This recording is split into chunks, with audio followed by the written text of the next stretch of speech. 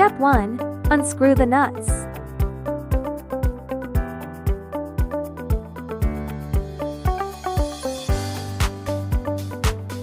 Find the hidden screw under the label. Then we can see the inside.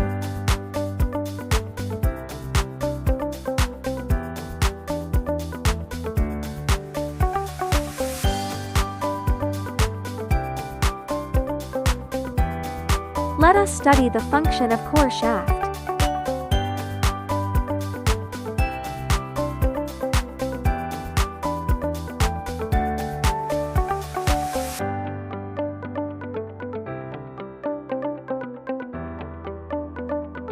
Let us see how it works.